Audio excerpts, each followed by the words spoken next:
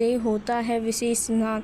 हजारों वर्षों से चली आ रही परंपरा के अनुसार हर वर्ष ज्येष्ठ पूर्णिमा के दिन भगवान जगन्नाथ, बलभद्र और सुभद्रा को 108 पवित्र कलशों से अभिषेक कराया जाता है।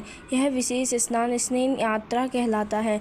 इस दिन भगवान को मंदिर के बाहर स्नान मंडप में लाकर जनता के दर्शन के लिए रखा जाता है और फिर विधि पूर्वक जलाभिषेक किया जाता है। इस महास्नान के बाद ऐसा माना जाता है कि भगवान अस्वस्थ हो जाते हैं। अत्यधिक स्नान के बाद भगवान को ज्वर आ जाता है और वे अनवसर या एकांतवास में चले जाते हैं।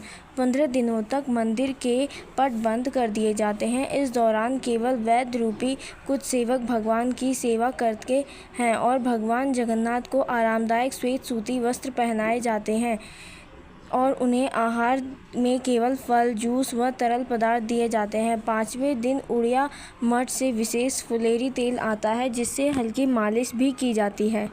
भगवान पर रक्त, चंदन व कस्तूरी के लेप भी किया जाता है।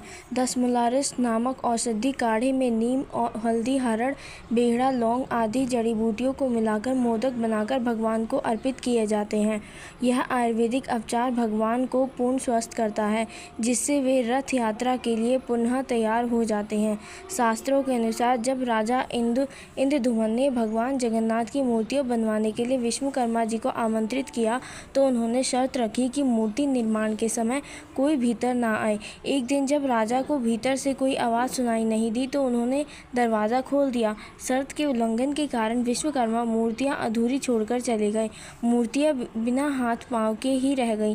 राजा शोकाकुल हो उठे। तब भगवान ने उन्हें दर्शन देकर कहा कि यह मेरा बाल रूप है जिसमें मैं पृथ्वी पर विराजूंगा। भगवान ने आदेश दिया कि 108 कलशों से उनका अभिषेक किया जाए।